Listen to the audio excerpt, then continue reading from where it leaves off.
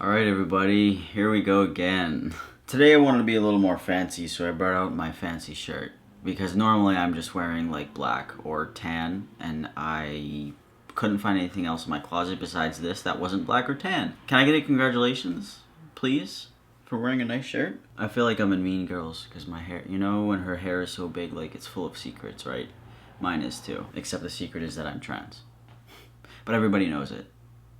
So it's not really a secret. Anyway, so today I'm going to cover J.K. Rowling again because I actually asked my subscribers, do you want to see another J.K. Rowling video? And almost 70% of people said yes, which really surprised me actually. So basically, since my last video, J.K. Rowling has written an entire essay on transgender people. She has tweeted again. She made another essay about how cancel culture is not good. And then she just tweeted again about trans people. I know it's too much to keep up with. I'm gonna assume most of you guys haven't seen it. Anyway, she went on a whole nother rant about trans people again. Like, this is probably like the 10th time. And this time it actually did make me mad because she compared transitioning to conversion therapy. And it's just personally, I have an issue with her. I obviously can't speak for all trans people because, some trans people think she's very intelligent and correct. But if you really break down everything that she has said, all of it is very uneducated. If you take your time to do the research, I was sitting here for 5 hours and I can't believe how dumb she is. I mean, I just don't get it. Like, there are so many other things to worry about in the world, but she worries about trans people.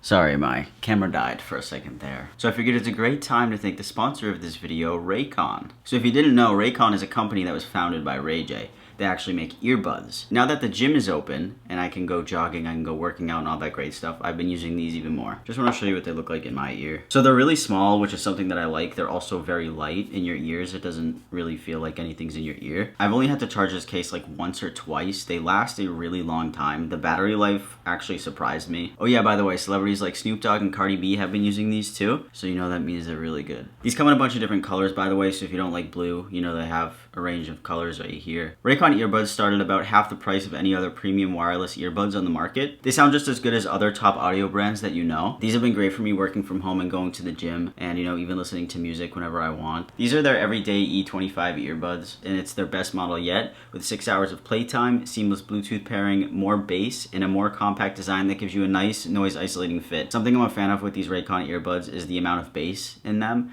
when you put them in your ears, right? It sounds really good. So if you guys do want to check out Raycon, you can actually go to this link right here, buyraycon.com/samcollins, and get 15% off your first order. Let me know if you get any. Hey, thanks for listening. I appreciate it. I really do. So I'm going to read these tweets to you, and I'm going to give you my opinion as a trans man. Again, I can't speak for every trans person because some trans people actually agree with her. Which is funny to me. Many health professionals are concerned that young people struggling with their mental health are being shunted towards hormones and surgery when this may not be in their best interests. Many, myself included, believe we are watching a new kind of conversion therapy for young gay people who are being set on a lifelong path of medicalization that may result in the loss of their fertility and or full sexual function. First of all, what I took from this is that she's calling transitioning conversion therapy for gay people. That's how I read it. I just want to first start off with one who even says that I or any other trans person could have been fertile in the first place. That's an issue that some people have. Don't assume it, J.K. Rowling. How about you roll out of here? 2, not everybody who takes hormones become infertile. It's all on a case-to-case basis with each person. And also, people who are trans, if they think they're going to become infertile or are scared of it, they will do something that egg freezing or sperm freezing, which you can do, so you can save it for later. So if you do take hormones and you end up, you actually can't have biological children, they have that saved. People think ahead of time. We don't just say, oh yeah, I'm gonna take testosterone and not even think about it. 3, I don't know what she means by losing full sexual function. I'm just gonna assume that she's talking about like a botched bottom surgery, because when you take hormones, you don't lose your sexual function. I've never even heard of that. She's trying to make it sound so extreme and so bad. Anyways, she cited her trans friend, alright? Because when you have a trans friend and you say anything that could be transphobic, you're not transphobic. Because, you have the trans friend.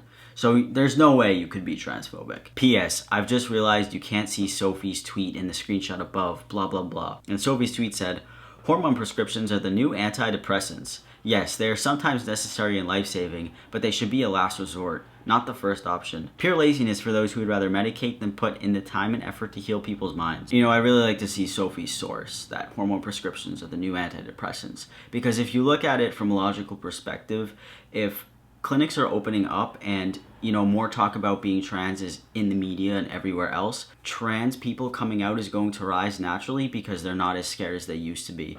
As opposed to when I came out 8 years ago, 9 years ago, being trans was never talked about, so I was terrified, but I just did it. Now that it is so well known, trans people are going to come out more. Like, that's just how things work. I believe that some doctors can be uneducated and make a mistake because they do with everything else. Like, there are, you know, misdiagnosis of anxiety, depression, bipolar. People fuck up and it's not a good thing, and they shouldn't. Sometimes they might mistake gender dysphoria, which is awful. Am I supposed to do something about that? So this one really got me, okay? The long-term health risks of cross-sex hormones have been tracked over a lengthy period.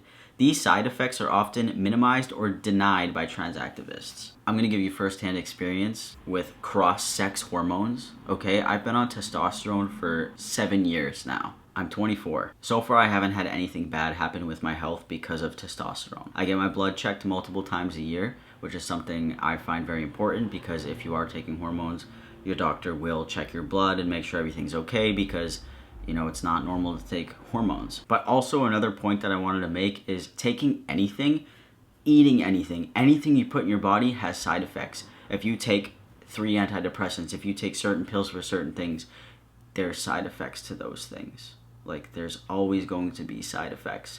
So, you know, what's hormones? This girl tweeted, hormonal birth control, which is central to reproductive rights, has very similar cardiovascular side effects. I don't see you railing against that. And I actually did Google it, and it's true. You know, birth control has side effects, like any other thing that you take and put in your body. So I just don't understand what's so bad about taking hormones. So this doctor said, hi there, heart surgeon here. The risk of heart disease related to gender-affirming hormone therapy has not been proven. In addition, it is also inferred that lifelong bias causes biological responses that also lead to heart disease. So that's from a heart surgeon. Just thought I would throw that in there. So more recently, she decided to tweet even more about trans people. And she quoted this article. I fear that detransitioned women I interviewed are canaries in the coal mine. The fuck does that even mean? They can't hear the birds singing because they're in a coal mine. I get it. Okay. Wow, that's so intelligent. Like, are you a writer?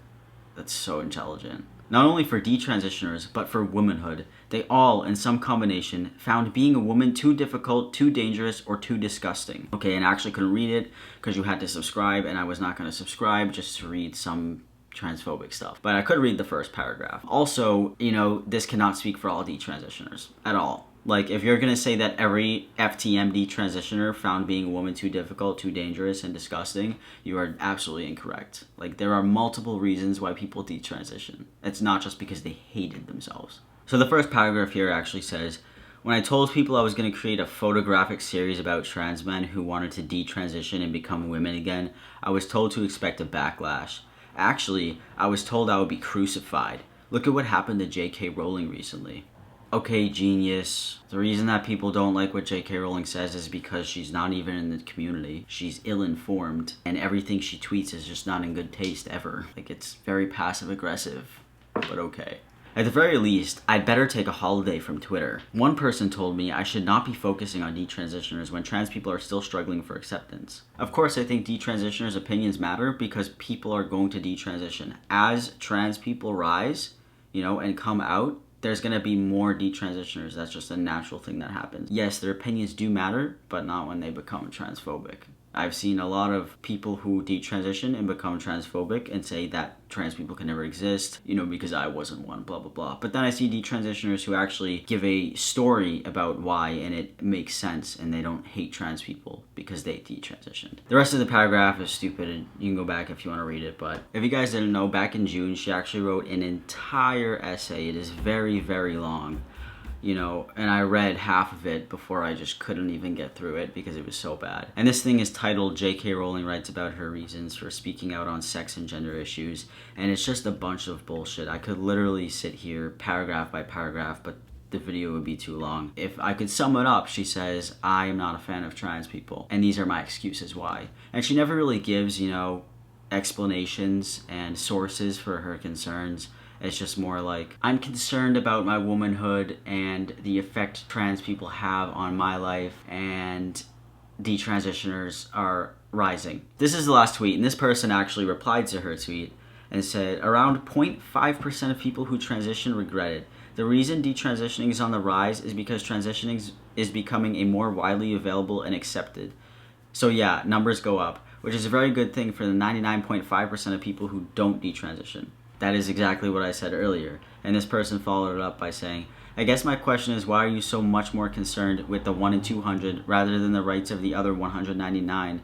199 that are in every conceivable way confirmed to suffer dramatically higher in rates of abuse, suicide, violence, and murder. I mean, all I can say is I agree with that reply. My new opinion after doing hours of research on her and reading her whole essay is that I don't think she has any place in her heart for trans people. She can say she does, she can have trans friends and all that stuff, but at the end of the day, she's not really doing much except for pissing people off. I think everything that she says is uneducated and all of her sources are ill-informed. She doesn't take the time to research it properly. I think she nitpicks, and I just don't think her points are good at all. And I find it very intriguing that trans people do agree with her, because you can sit here and say biological sex is real. Yeah, I agree with that. I'd be contradicting my existence, right? Yeah, I agree with that, but everything else that she says sucks. If I know somebody is being a bad person, I will say it. That's why I'm sitting here saying J.K. Rowling is kind of an idiot. Anyways, that is my updated opinion on J.K. Rowling. I'm very tired, if you couldn't tell, by the way. I'm very tired of her bullshit too, and just in general. So let me know what you guys think in the comments. If you do want to grab any Raycons, you can definitely check the link in my bio.